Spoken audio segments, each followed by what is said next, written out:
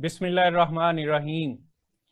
नाजरीन, आपको special TV के प्रोग्राम छुपे खजाने हिडन ट्रेजर में खुश आमदीद कहते हैं।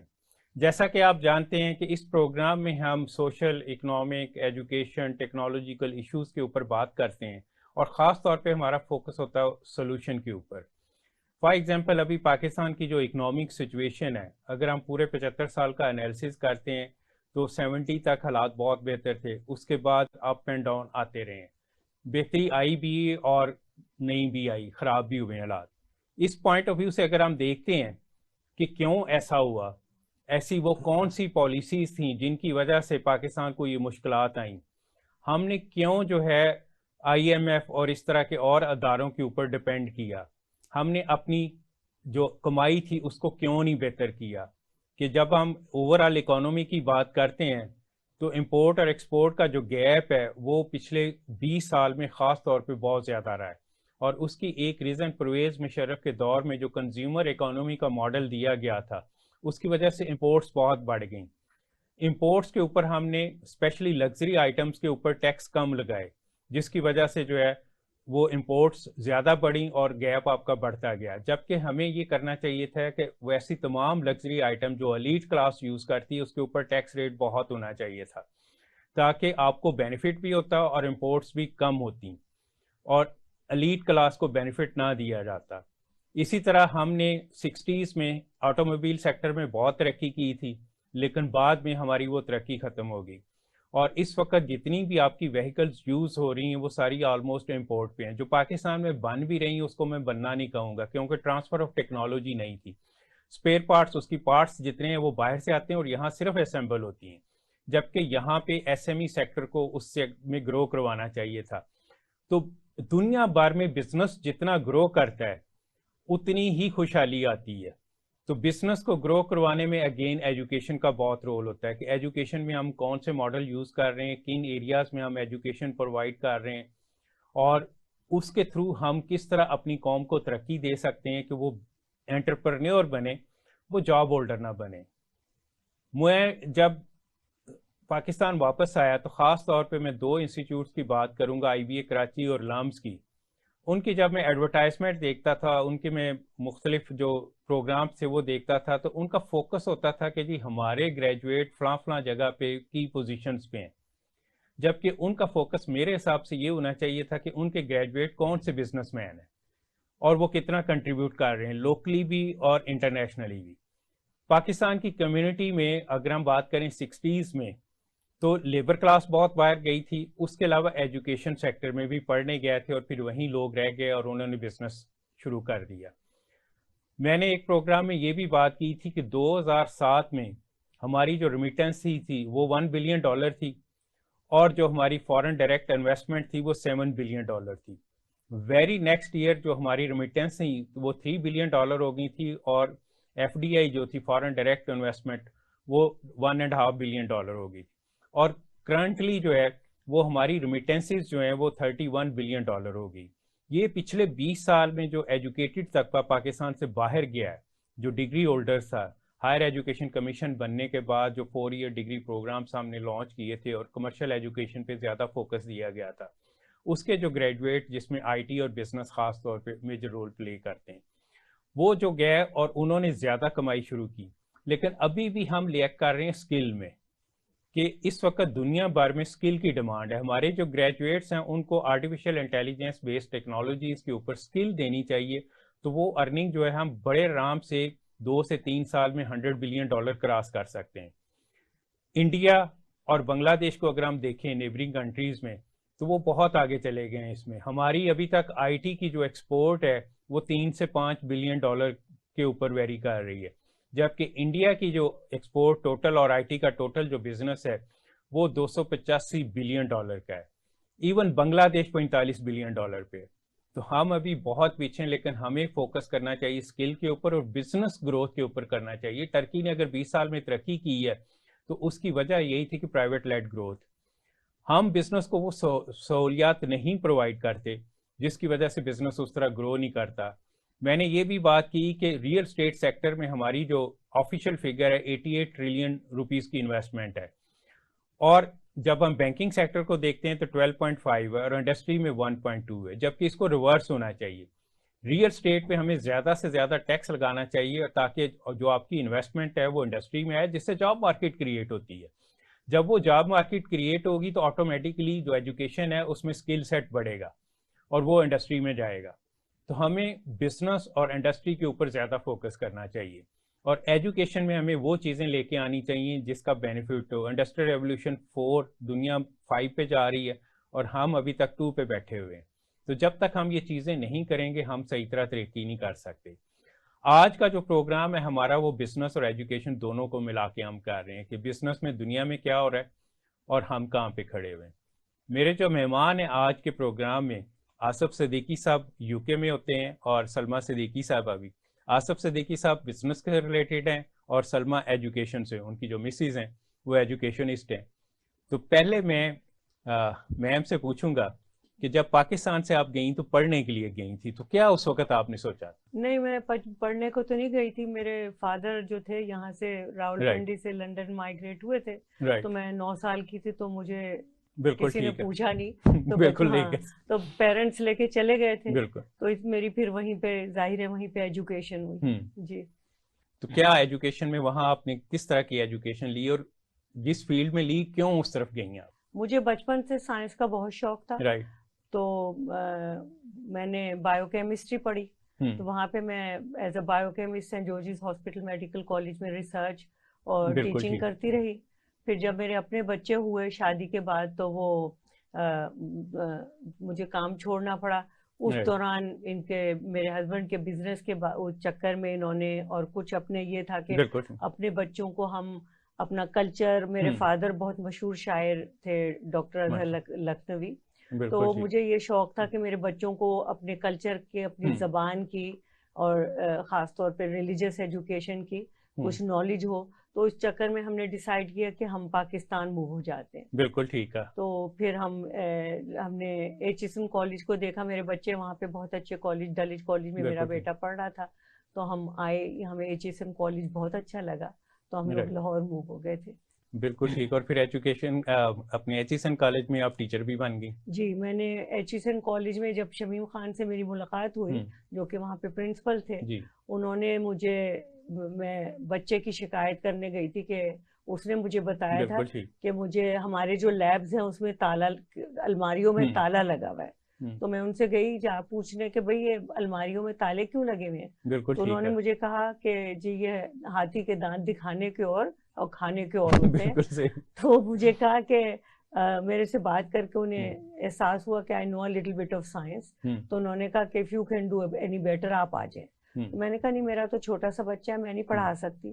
تو انہوں نے کہا will give you a made, آپ یہاں پہ آئیں. تو میں نے شروع کی تھی اے لیول بایولوجی پڑھانے سے شروع کیا. بالکل ٹھیک. پھر اس کے بعد within very short time ہی made me head of science for the whole school. بالکل ٹھیک ہے. یہ ہوتا ہے. میں یو سی پی میں ڈین تھا، تو میرے پاس ایک خاتون آئی، وہ اپنی نند کی شکایت ایک لے کے آئی تھی کہ جو اس کے ساتھ زیادتی ہو رہی. میں نے جب اس سے ڈسکشن کی تو پتہ چلا کہ انگلش میں ماسٹر کیا ہوا اور گھر میں بیٹھی ہوئی ہے. تو میں نے ان کو کہا کہ اپنے ہسبینڈ کو بھی لے کے آئے. وہ ہسبینڈ کو لے کے آئی. ڈسکشن کے بعد میں نے کہا کہ کیوں اتنی تعلیم دی ہوئی ہے تو ضائع کر رہے ہیں، اس کو یہاں پڑھانے کے لیے بھیجیں. شی از اے گڈ انگلش ٹیچر، جو میری ڈسکشن میں، اور اس کو بھی جوائن کرایا. جی، بایو کیمسٹ آئی تھی، مگر یو کے میں وہاں پہ میڈیکل اسٹوڈنٹس کے ساتھ پڑھا رہی تھی ان کو، مگر یہاں پہ آ کے پھر آئی اسٹارٹڈ ٹیچنگ بایولوجی. تو پھر اس کے بعد یہاں پہ ابھی جو آپ بات کر رہے تھے کہ یہاں پہ آ کے میں نے دیکھا کہ ہماری ساری کتابیں جو ہے نا یو کے سے امپورٹ ہوتی ہیں. بالکل امپورٹ. تو مجھے وہ بہت تھا کہ جی ہم why are we paying so much revenue to the British, جبکہ ہم یہاں. تو پھر اس کے بعد میں نے یہاں پہ آ کے اپنی اے لیول بایولوجی کی، پریکٹیکل بایولوجی کی کتاب لکھی، جو کہ ابھی تک امیزن میں بک رہی ہے، یا پھر اور سن سے پبلش کی. اس کے بعد میں نے جونیئر سائنس کی کتابیں لکھی 1 سے 5ویں تک.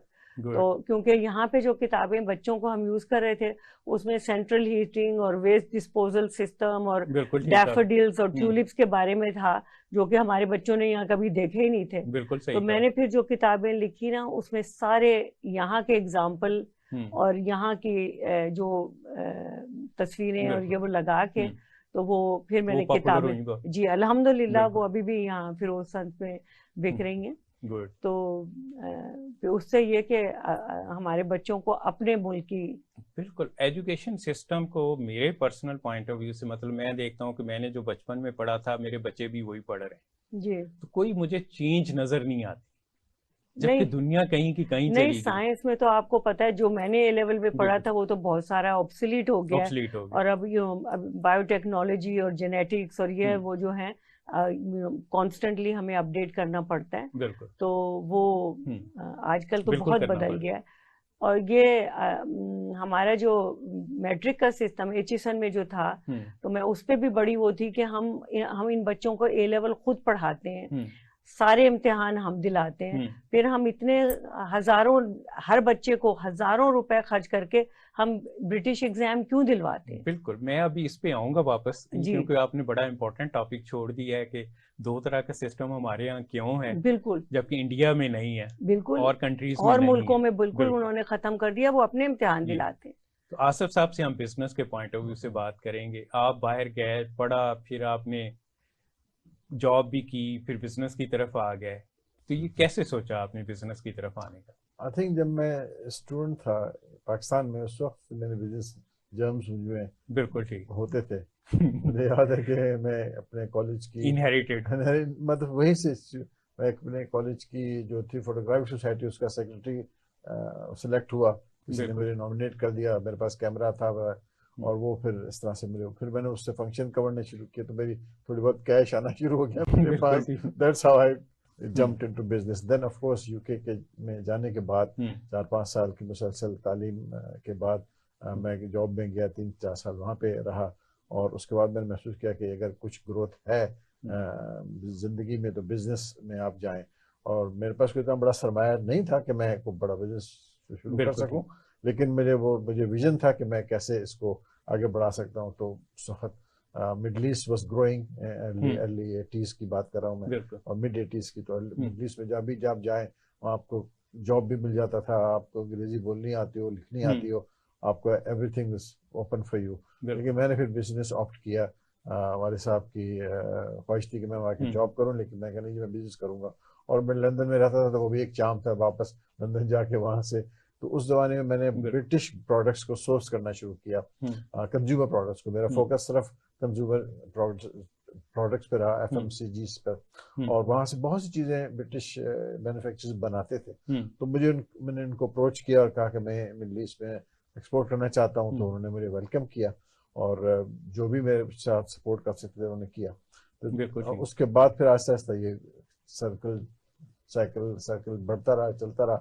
اور میرا پھر فوکس میں سمجھتا ہوں کہ لیٹ 90s میں میرا فوکس صرف پاکستان کی پروڈکٹس کو ڈیولپ کرنے پہ ہو گیا, ان کے اوپر. کیونکہ میرا فوڈ سیکٹر میں کام کرتا ہوں. فوڈ میں بھی ایک اور بائی سیکشن ہوتا ہے جو کہ آپ کہہ سکتے ہیں snack food and confectionery. That is my actually expertise marketing sense میں.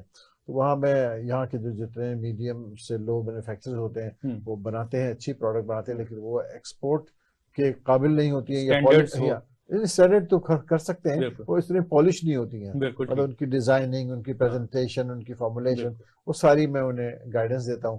تو وہ اگر توجہ سے میری بات سن لیں تو وہ ایکسپورٹ کر سکتے ہیں. کچھ ہیں وہ میرے ساتھ جڑ جاتے ہیں یا میں ان کے ساتھ جڑ جاتا ہوں. اس طرح سے وہ کاروبار جو ہے مجھے بار بار کھینچ کے پاکستان لاتا ہے.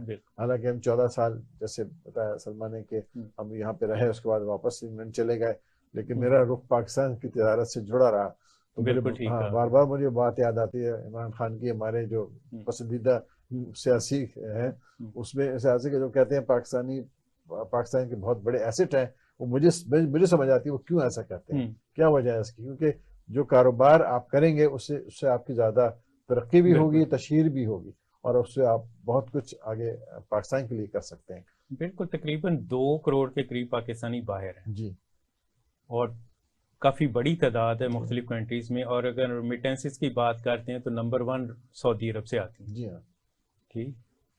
تو اس پوائنٹ آف ویو سے ہم دیکھیں کہ پاکستانی باہر کیا کر رہے ہیں, تو اس پہ ہم ڈسکشن کرتے ہیں. ابھی ہم بریک کی طرف جا رہے ہیں, بریک کے بعد واپس آ گئے. جی ناظرین, بریک کا وقت ہوا چاہتا ہے, اور بریک کے بعد آ کے ہم ایجوکیشن اور بزنس پہ اگین ڈسکشن کریں.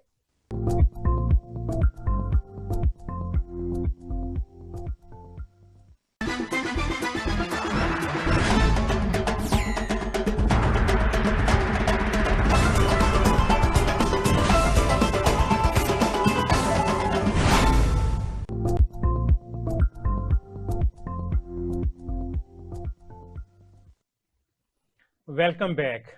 जी मैम, एजुकेशन पे डिस्कशन हो रही थी दो तरह के सिस्टम पे। तो पहले थोड़ा सा मैं आपके साथ डाटा शेयर कर दूं। इस वक्त जो करंट सिचुएशन है, तकरीबन 3 करोड़ के बच्चे इस वक्त स्कूल से बाहर हैं। पिछले 3 साल में कोरोना की वजह से और कुछ और इश्यूज की वजह से काफ़ी बुरे हालात हुए हैं पाकिस्तान के। पहले पाकिस्तान दूसरे नंबर पे था, अब पहले नंबर पे चला गया हुआ है। नाइजीरिया पहले नंबर पे था आउट ऑफ स्कूल चिल्ड्रन, और पाकिस्तान दूसरे नंबर पे था। कुछ चीज़ों में विमेन के पॉइंट ऑफ व्यू से अगर हम देखें तो पाकिस्तान अफगानिस्तान से सिर्फ ऊपर है, क्योंकि कल खवातीन का आर्मी दिन था जी। तो जेंडर पार्टिसिपेशन का भी इशू काफ़ी बड़ा है पाकिस्तान में। इवन दो कि अब खवातीन बहुत काम में आ गई हुई हैं। 2010 में जब मैंने रिसर्च की थी तो उस वक्त 11% जो खवातीन थी वो टूवर्ड्स इकोनॉमिक एक्टिविटी थी, अब 23% है। उस वक्त जब मैं एजुकेशन सिस्टम में देखता था तो खवातीन की तादाद बहुत कम थी, अब आपको हर जगह नज़र आती। मैंने जब इंजीनियरिंग की थी तो इंजीनियरिंग में सिर्फ आर्किटेक्चर डिपार्टमेंट होता था जिसमें लड़कियां होती, फिर आस्ता आस्ता, और अब मैं जाके देखता हूँ तो इवन मैकेनिकल में भी लड़कियों की तादाद ज़्यादा लड़कों की निस्बत। तो ग्रो किया, ये नहीं कि नहीं किया, लेकिन मज़ीद बेहतर हो सकता था। हम बात कर रहे थे डबल सिस्टम के ऊपर, दुनिया में कहीं भी नहीं, हमारे यहाँ क्यों नहीं? वो जब मैं एचिसन में थी यही मैं सवाल करती थी, क्योंकि ये मैट्रिक का जो सिस्टम था, मैं यूके से पढ़ के आई थी, तो वहाँ पे जो मैट्रिक का सिस्टम था उसका ये हाल था कि उनकी किताब में बात चीजें, मैंने कहा नहीं ये किताब में गलत लिखेंगे, तो मुझे कहा गया कि नहीं जी इसको ना ऐसे ही पढ़ाना है क्योंकि टीचर यहाँ से मार्क करेगा। और उनको वो बिल्कुल रट्टा लगा के करते थे, और बहुत से बच्चों को तो एक सेंटेंस खुद नहीं लिखना आता था। जो उस वक्त ओ लेवल का सिस्टम था, तो जीसीएसई वगैरह हो रहे हैं, तो ओ लेवल के सिस्टम में ये था कि आपको कॉन्सेप्ट डिवेलप करते थे, आपको अनसीन क्वेश्चन आ रहे होते थे, मैट्रिक में जो आ रहे हैं उसको आपको रट्टे लगा के। तो मैं शमीम खान से मैं कहती थी ये क्यों हम मैट्रिक का करा रहे हैं, इसको खत्म करा दें। तो कहने लगे, मुझे बात वो लगी, कहने लगे बीबी तुम्हारे बच्चे तो सारे बाहर जाके पढ़ेंगे और वो वहां जाके बेनिफिट करेंगे, और ये अगर ये बच्चा वापस अपने गांव में भी जाके थोड़ा सा यहाँ से पढ़ के जाएगा तो शायद कुछ इम्प्रूवमेंट कर दे। तो खैर वो चलता रहा। मगर अब मैं देखा है, अब मैट्रिक का और सारा जो 8, 9 और 10 का सिलेबस जो है वो माशाल्लाह से बहुत अच्छा इम्प्रूव हो गया है, और बहुत आई वाज रियली इम्प्रेस्ड कि वो सब कुछ ऑनलाइन है। मगर अनफॉर्चुनेटली आपको पता है हमारे बच्चों के पास कहाँ कंप्यूटर और एक्सेस कहाँ है मेजॉरिटी के पास। कोरोना में ये बड़ी प्रॉब्लम आई थी जी, तो अब वो 3-4 बच्चे हैं तो कहाँ से डिवाइसेस ला के जी, तो अब हमारे जो सारे जो ओ लेवल वाले जो बच्चे होते हैं या ए लेवल करके जो जाते हैं, मैं बायोलॉजी पढ़ाती थी तो ज्यादातर बच्चे जो हैं मेडिसिन करते थे। अल्हम्दुलिल्लाह हमारा आगा खान बहुत अच्छा है, कराची बहुत से बच्चे कराची जाते थे, बाकी सारे ज्यादातर अमेरिका जाते थे क्योंकि यूके की फीस जो वगैरह जो है काफी ज्यादा है। तो मगर यही है कि मैं उससे शमीम खान से मेरी यही बहस होती थी कि जी हम यहाँ पे हम उन्हें खुद पढ़ाते हैं, सारे उनके पूरे इम्तिहान लेते हैं, उनकी सारी ट्रेनिंग करते हैं, तो Y are we paying all this revenue कि वो कैम्ब्रिज बोर्ड के या ऑक्सफोर्ड बोर्ड के इम्तिहान दे रहे हैं। मगर ये कि अनफॉर्चुनेटली ये है कि जब मेरे फादर के ज़माने में मैट्रिक को बहुत माना जाता था, अगर आप कोई अपनी क्वालिफिकेशन दें तो दुनिया में लोग मानते थे, मगर हमारा सिस्टम इतना यहाँ पे खराब था यहाँ पे कि कोई उनको मानता ही नहीं। तो यहाँ पे वो और ओ लेवल और ए लेवल पढ़वाते हुए भी हमें इतनी एहतियात करनी पड़ती थी कि पेपर लीक ना हो, चीटिंग ना हो। और मैं आपको अब मैं ऑनलाइन बैठ के बता दूं कि मेरा ये हाल वहाँ पे एचिसन में मैं जब उनके वाइवास वगैरह हो रहे होते थे ना, पहले जब मैं बिकेम हेड ऑफ डिपार्टमेंट तो वाइवा हो रहे हैं तो पता चला है चीटें आ रही हैं। तो मैं कि ये क्या हो रहा है, ये व्हाट इज दिस? तो वो आ रहा है कि जी फलाने बच्चे इस रोल नंबर का बड़ा ख्याल रखना है, इस रोल बिल्कुल ये आई वॉज हॉरिफाइड।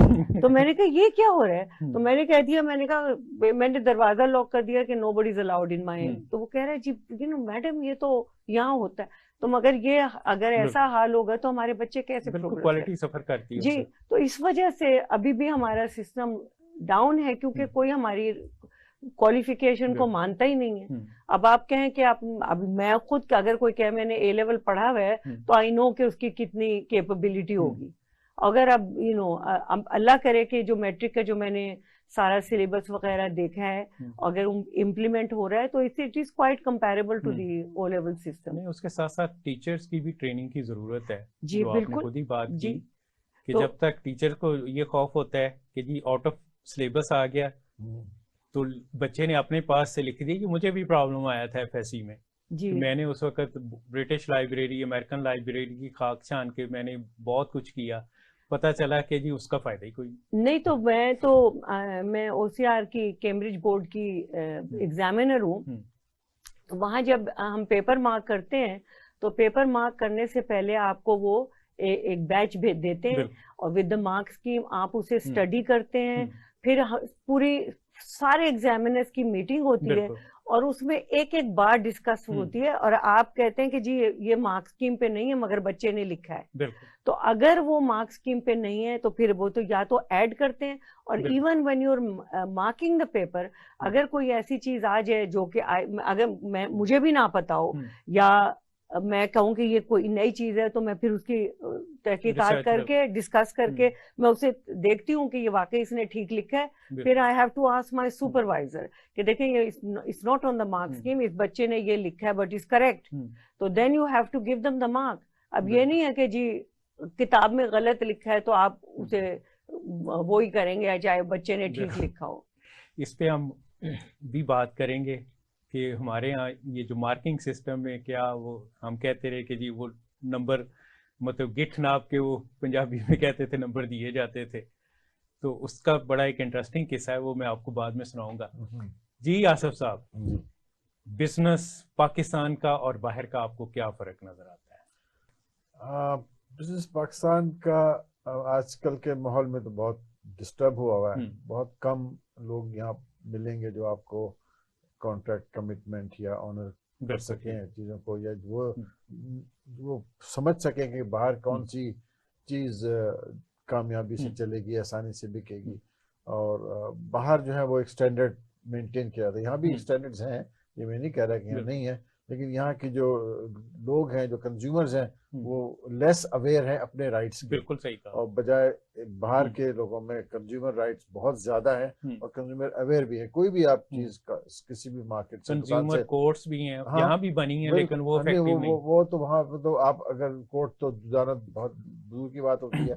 اگر آپ کوئی بھی ایک کمپلین کریں کسی جا کے شاپ سے جہاں سے آپ نے مال لیا ہو تو فوراً اس کو وہ لوگ ٹریس کر لیتے ہیں, یہ آئی کہاں سے ہے, بنائی کس نے ہے. اور جو سپلائر ہوتا ہے اس کے پاس پوری ٹریسیبلٹی کی ایک پوری فائل ہوتی ہے, اور وہ ہم اپنے as a supplier to wholesale trade یا ڈسٹریبیوشن ٹریڈ ہم ان کو دیتے ہیں انفارمیشن تاکہ اپنی فائلوں میں تمام رکھیں. اگر کوئی بھی کنزیومر جائے کہ جی میں نے یہ کینڈی لی تھی فار ایگزامپل, جیسے اگر سپلائی کرتے ہیں کنفیکشنری میں, اگر اس میں کوئی چیز خراب نکل آئی ہے یا کوئی کوشچنیبل ہے, اس میں انگریڈینٹس ملا ہے, تو وہ اس پہ پوری تحقیقات ہوتی ہے. لیکن یہاں پہ تو بس جو مرضی چلا دیں, کوئی پوچھنے کا نہیں. یہ ایک بہت بڑا یہاں پہ یہاں مطلب پہلے کچھ سسٹم تھا, آہستہ آہستہ وہ ختم ہوتا گیا.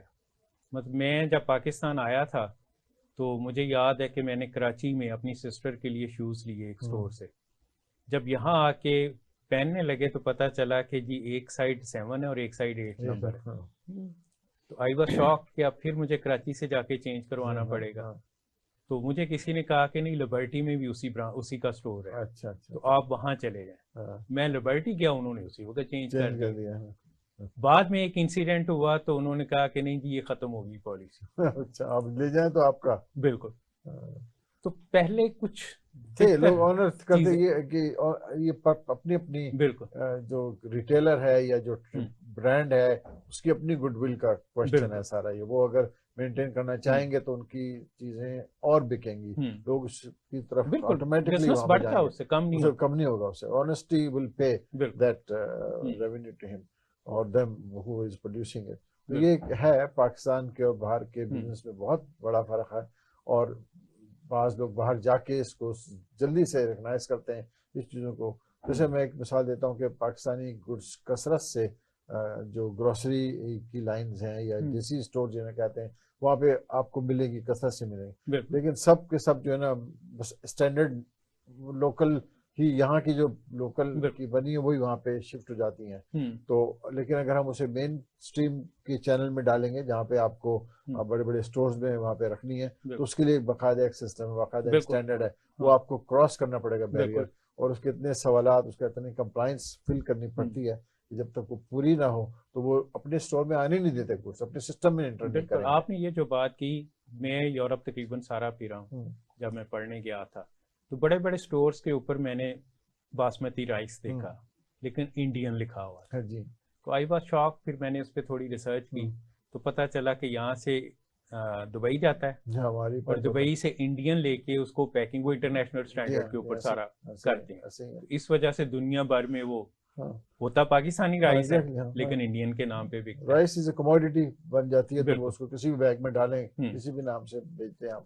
وہ تو آپ نے اس پہ پروسیسنگ نہیں کی لیکن اس کو کلین کر کے آپ نے اسے مارکیٹیبل بنا دیا. دیٹس ٹرو, انڈیا کا رائس اس لحاظ سے زیادہ پاپولر ہے اور ریسپیکٹیبل دیکھا جاتا ہے کہ وہ چلتا ہے مارکیٹ میں, حالانکہ وہ ہوتا پاکستانی ہے, بالکل پاکستانی. اسی طرح پنک سالٹ, ہمالین سالٹ کے نام پہ وہ تو ہے ہی نہیں دنیا میں سوائے پاکستان کے اور کسی کے پاس نہیں, لیکن انڈیا ایکسپورٹ کرتا ہے, یہاں سے وہ چیپ لیتے ہیں اور ایکسپورٹ کر رہے ہیں. تو ہم نے, میرا خیال ہے اس طرح اب پچھلے کچھ سالوں سے پاکستانی بزنس کمیونٹی نے تھوڑی ایفرٹ شروع کی ہے, اور میں کہتا ہوں کہ گورنمنٹ کا بھی رول اس میں آتا ہے, بہت زبردست گورنمنٹ کا رول آتا ہے. وہ ایک وہی سپورٹ مل سکتی ہے جس پہ ایک جو چھوٹا تاجر ہے, چھوٹا پروڈیوسر ہے, جو میڈیم سے لو میں جیسے ایس ایم ایز کے ٹرم میں استعمال کیا جاتا ہے, وہی اس کی ریلائبلٹی وہی گورنمنٹ ہی ہوتی ہے. کیونکہ جو بڑے بڑے بزنس ہاؤس ہیں یا کارپوریٹ کلچر ہے وہ تو اپنے مسل سے اپنی پریزنس بنا لیتے ہیں, ایڈورٹیزمنٹ سے بنائیں گے, پروموشن سے بنائیں گے, اپنے سلیکٹیو ڈسٹریبیوٹر رکھیں گے وہاں پہ, دیٹس فائن. لیکن جو مڈل کلاس اور لوور مینوفیکچرنگ فیسلٹیز ہیں یہاں پہ, ان کو سپورٹ کرنے کی ضرورت ہے. وہی کنزیومرزم کے جو سائیکل وہی روٹیٹ کر سکتے ہیں. بالکل ٹھیک. چائنا نے بھی بیسیکلی یہی کیا. مطلب میں 90s کی بات کر رہا ہوں کہ اس وقت تو چائنا کچھ بھی نہیں تھا, لیکن انہوں نے اپنی پروڈکٹ پوری پلاننگ کے ساتھ, مطلب چائنیز گورنمنٹ نے ہر ڈپارٹمنٹل اسٹور کے انٹرنس کے سامنے ان کا اسٹال ہوتا, بالکل, اور پروڈکٹ وہاں موجود ہوتی تھی, اور کمپیریٹیولی جیپنیز اور یورپین کے بہت چیپ ہوتی تھی. فار ایگزامپل ایک سونی کا جو ٹی وی ہے وہ آپ کو ملتا تھا $500 میں, تو چائنیز آپ کو مل جاتا تھا $50. تو لوگوں نے کہا کہ جی اچھا سال استعمال کرو, پھینک دو. بالکل تو اس طرح کا کنسیپٹ انہوں نے تھرو اوے پرائس والا چائنیز نے دیا. یو اے میں بھی میں نے یہی دیکھا کہ پوری کی پوری ایک مارکیٹ انہوں نے اپنی پروڈکٹ کے ساتھ, اور اپنے گورنمنٹ نے اپنے خرچے پہ بالکل اپنے خرچے سپورٹ کر کے اپنے چائنیز پروڈکٹ کو ڈسپلے کیا. یہاں گورنمنٹ والے صرف جو ہے نا بینیفٹ لیتے ہیں, وزٹ کیے, T A D A, T deep, unfortunately. جو اس کے علاوہ جو ایک اور ایشو آتا ہے پاکستان میں جو بزنس کمیونٹی کے پوائنٹ آف ویو سے میں دیکھتا ہوں کہ اتنے سارے ڈپارٹمنٹس ہیں, ون ونڈو کا آپشن ہی کوئی نہیں, اور وہ ڈپارٹمنٹ تنگ کرتے ہیں آپ کے انڈسٹری کو, جس کی وجہ سے کافی پرابلم آتے ہیں. یہ ملمیہ ہے پاکستانی تجارت میں, خاص طور سے ڈاکومنٹیشن میں, کمپلائنس میٹرز کے اوپر تو بہت زبردست ہے. جتنے بھی آپ نے کہا ڈپارٹمنٹ ہیں جو اس کو کنٹرول کرنا چاہتے ہیں وہ ایک ہنڈرنس بن جاتے ہیں. فیسیلیٹیشن نہیں ہے, ہنڈرنس ہے اس کا کام. صرف ایک ڈپارٹمنٹ ہونا چاہیے, باقی سارے اس کے ساتھ ایسوسیٹ ہوں, لیکن ڈپارٹمنٹ ایک کا بندہ جانا چاہیے. یہ 100 بندے, ہر کوئی اپنا اپنا حصہ مانگنا شروع ہو جاتا ہے. میں تو یہ اس بات پہ حیران ہوتا ہوں کہ چیمبر آف کامرس جیسے ہیں, فیصل آباد چیمبر آف کامرس کے اسٹینڈرڈ الگ ہیں, لاہور کے الگ ہیں, اور کراچی کے الگ ہیں. It should be one standard throughout Pakistan. مطلب یہ ایک عجیب قسم کی ہے, وہاں کے ریکوائرمنٹس اور ہیں, یہاں کے ریکوائرمنٹس اور ہیں. بہرحال یہ آہستہ آہستہ سفر چل رہا ہے. مجھے امید ہے کہ جو لوگ باہر سے آتے ہیں یا باہر رہتے ہیں وہ توجہ سے اس طرف دیکھیں گے اور پاکستان کے ساتھ جڑیں گے تو شاید ہمارے لیے بہتری ہو. Trade is the only option I think left. اس کے علاوہ کوئی آپشن ہے ہی نہیں ہمارے پاس, یہ انفارچونیٹ ہے. یہی اچھا, باہر پاکستانی کیا کر رہے ہیں اور کیا کنٹریبیوٹ کر رہے ہیں اس دنیا میں, اور یہاں وہ کیا کر سکتے ہیں, اس کے بعد بریک کے بعد ہم آ کے اس پہ ڈسکشن کریں گے. جی ناظرین, بریک کا وقت ہوا چاہتا ہے, اور بریک کے بعد آ کے پھر ہم ایجوکیشن اور بزنس کے اوپر ڈسکشن کریں.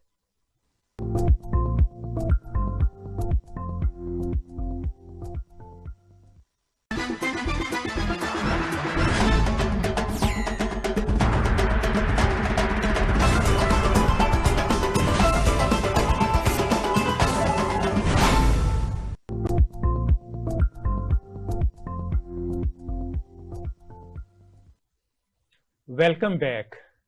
جی ناظرین, ایجوکیشن کے ساتھ ساتھ اگر ہم دیکھتے ہیں کہ 60s میں کافی پاکستانی باہر گئے تھے, مائگریٹ ہوئے تھے. اس سے پہلے جب انڈیا پاکستان سیپریشن بنی, پاکستان بنا, تو اس وقت بھی پارٹیشن کے وقت بھی مائگریشن کے کافی ایشوز آئے تھے. اس کے بعد اگر ہم دیکھتے ہیں افغان وار کی وجہ سے بھی کافی ایشوز آئے مائگریشن. تو اس پہ آپ نے بھی کافی کام کیا ہوا, تو آپ کے خیال میں کیا ایشوز تھے اور ان کے کیا سولوشنز؟ نہیں, میرے فادر 64 میں لنڈن گئے اور ہم لوگوں کو 3 سال بعد بلایا. تو خیر اس وقت تو میں بہت چھوٹی تھی, کچھ اس وقت کچھ وہ نہیں آیا, مگر میری والدہ جو ہیں وہ روہتک سے ہیں, جو کہ 40 کلومیٹر دہلی کے پاس ہے, اور میرے فادر لکھنؤ سے تھے. تو ان سے اپنی میں امی سے ساری عمر ان کی کہانیاں سنتی رہتی تھی کہ پارٹیشن کے بارے میں کیا ہوا. اور تو پھر ایز آئی گرو اپ میں نے ویسے ہی شوق کیا, کریٹیو رائٹنگ شروع کری.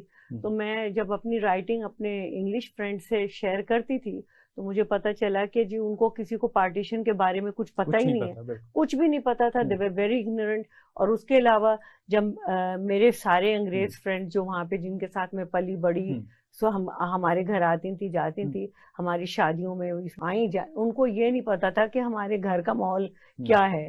کہ جس طرح ہم, میرے فادر بڑے کنزرویٹو تھے, کہ جب 4 بہنیں ہم لوگ تو بہت کنزرویٹو تھے ہمارے ساتھ. تو ان کو جب میں نے لکھنا شروع کیا کہ ہمارے گھر میں یہ ریسٹرکشنز تھیں, تو دے ور ریئلی فیسنیٹڈ کہ بھائی, تو انہوں نے مجھے انکریج کیا کہ آپ اس کے بارے میں لکھیں. تو اٹ ڈیولپڈ انٹو بک جو کہ میں نے پبلش کی ہے, دا مائیگرنٹس. تو اس میں نے اپنے پیرنٹس کی پری پارٹیشن انڈیا کے حالات کے بارے میں لکھا, پارٹیشن کے بارے میں لکھا, پھر ان کی مائیگریشن ٹو پاکستان کے بارے میں لکھ کے پھر how we went to London and how we grew up. تو پورا اچھا خاصا 500-600 پیجز کا وہ autobiographical sort of historical novel بن گیا. تو وہ میں نے اس پہ لکھا. تو اب آئی ہوپ کہ اس سے تھوڑی سی کچھ لوگوں کو انفارمیشن ملی. نہیں بالکل ملتی ہے. بلکہ میں جب یو کے گیا تھا, لندن گیا تھا, تو میں پہلے فرانس گیا تھا. فرانس میں پڑھ رہا تھا, میں اسپیس ٹیکنالوجی میں ایجوکیشن لے رہا تھا. تو دوست میرے کافی تھے یو کے میں, یو کے کی مختلف یونیورسٹیز میں بھی پڑھتے تھے. تو آپ نے فرینچ میں پڑھا وہاں پہ؟ جی فرینچ. اچھا, پاگلب خان سے. تو اس کے بعد میں جب گیا تو دوست ملا وہاں دوستوں سے. پھر وہاں جو سیٹلڈ پاکستانی تھے ان کے ساتھ, اسپیشلی جو ایجڈ تھے, ان کے ساتھ کافی میں نے ڈسکشن وغیرہ کی. تو زیادہ تر 60s میں ہی گئے تھے. جی. اور وہاں سیٹل ہو گئے تھے. تو وہاں انہوں نے بھی کافی سارے کہ جی ایشوز, اور پھر بعد میں جو ایشوز آئے ہمارا براؤن ہونے کا اور گورا کلچر کا, تو اس پہ کیونکہ جب تک آپ لکھیں گے نہیں لوگوں کو نہیں پتا چلے. آپ نے بہت اچھا کام کیا. نہیں, میرے فادر تو ہی واز اکنامک مائیگرینٹ کے 6 بچے ہیں یہاں پہ, نہیں کما سکتے تھے اتنے کہ ان کو اچھی ایجوکیشن دیں. اور وہ 1953 میں ہی واز آرمی میں تھے. تو 1953 میں کوئن کی کورنیشن میں he was a very handsome tall man. تو he was selected as one of the جوانس. تو he went to the coronation. تو وہ he was very impressed with U K, اور انہوں نے بھی آپ کی طرح یورپ ٹور کیا ہوا تھا. تو ان کی ہمیشہ سے خواہش تھی کہ میں واپس جاؤں. تو جب شادی کے بعد بچے ہو گئے, یہ ہو گئے, تو دین ہی ڈیسائیڈڈ کہ میں I should try my luck in U K. تو پھر 64 میں وہ پھر گئے.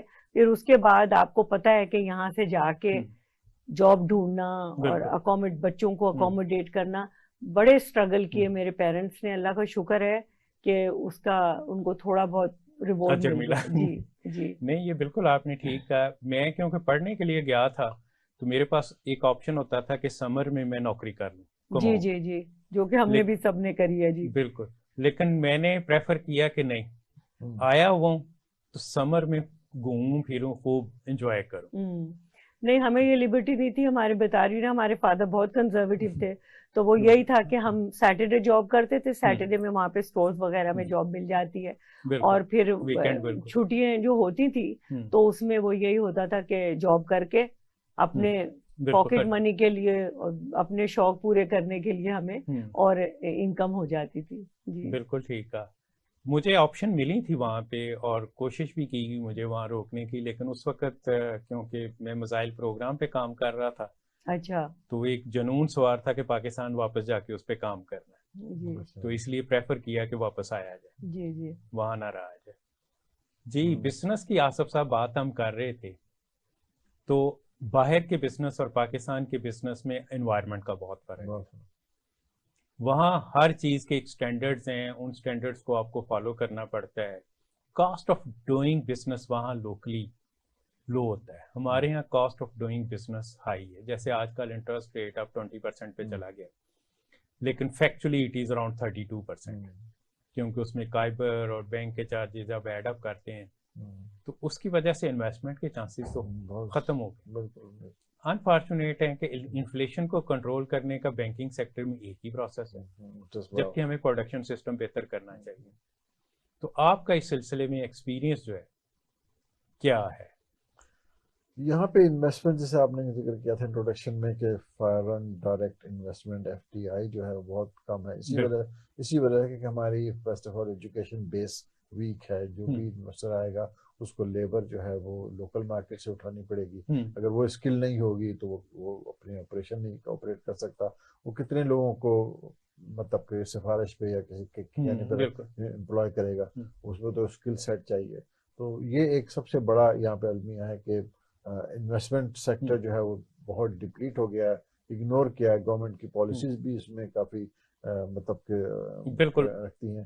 پالیسی سے زیادہ امپلیمنٹیشن جو ہے کہ جن لوگوں نے امپلیمنٹ کرنا ہے وہ صرف کرپشن دیکھتے ہیں. ویری انفارچونیٹ, بہت زبردست قسم کا یہ نقصان ہم اپنی آپ کو پہنچاتے ہیں, پوری قوم کو پہنچاتے ہیں, آنے والی جنریشن کو پہنچاتے ہیں, ینگ بچوں کو جو آگے جا کے نوجوان اور اپنی زندگی گزاریں گے, ان کے لیے بہت بڑا المیہ ہے یہاں پہ. اس میں کوئی دو باہر رائے سے نہیں ہو کوئی بھی سکتی. جب انویسٹر آتا ہے تو مختلف انویسٹر جو لوکل انویسٹر ہیں وہ بھی انکریج نہیں ہوتا اس کہ میں کیسے کروں, جب مجھے پتا ہے کہ قدم قدم پہ یہ مسائل ہیں.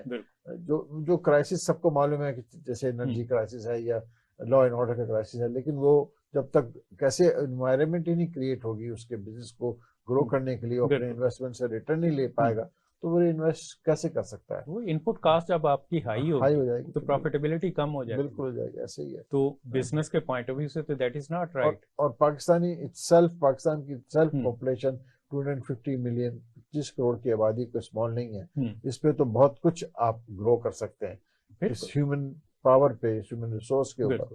کوئی اس پہ توجہ نہیں ہے. گورنمنٹ کو کہتے ہیں, لیکن جب جیسی گورنمنٹ ویسے اس کے کام بھی ہیں ساتھ ساتھ. اب کیا کس پہ ہم معاوضہ کرے بیٹھے, یہ ہوتا ہے. لیکن افسوس کہ جو گورنمنٹ کا جو پہیہ چلاتی ہے وہ بیوروکریسی ہوتی ہے, جو اس کے اوپر کنٹرول کرنے والے ہیں وہ سیاستدان ہوتے ہیں, اور یہ ایک ہمارے ہاں جگسا بنا ہوا ہے.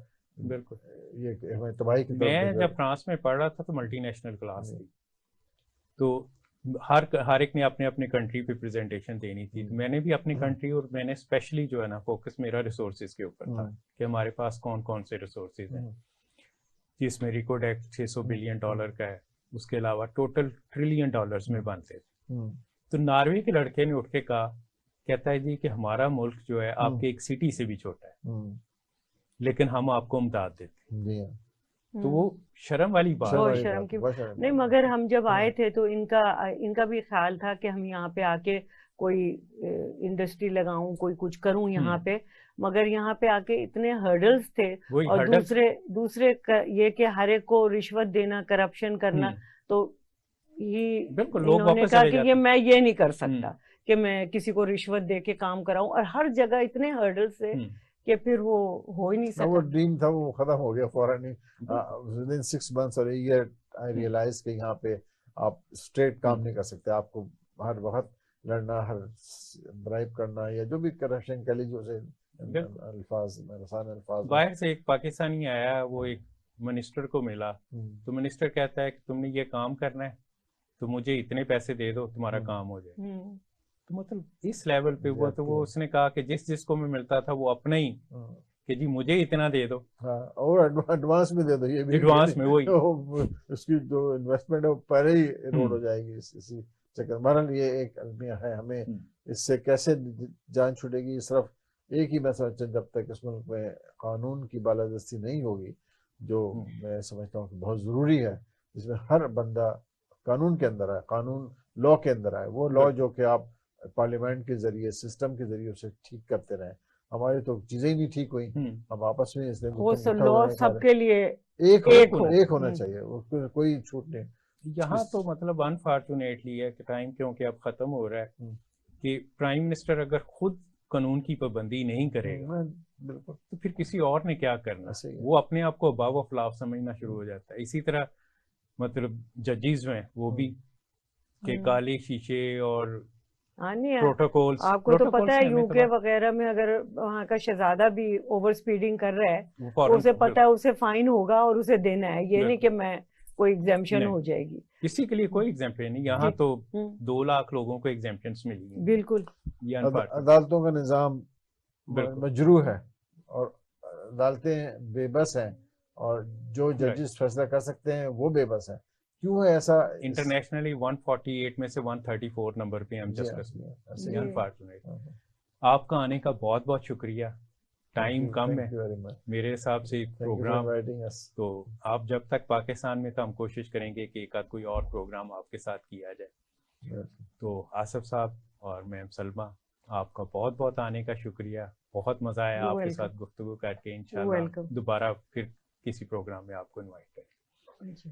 جی ناظرین، اگین ایشو سب سے بڑا ہمارا کرپشن کا ہے، کاسٹ آف ڈوئنگ بزنس کا ہے. ملٹیپل جو ادارے ہیں وہ بزنس کو تباہ کرتے ہیں. ایجوکیشن میں ہماری جو پالیسیز تو ہم نے بہت بنائی ان کی امپلیمنٹیشن، ہم یہ دیکھیں کہ ہمیں اگر 3 کروڑ بچے ہیں تو اس کو اسکول میں کیسے لانا ہے.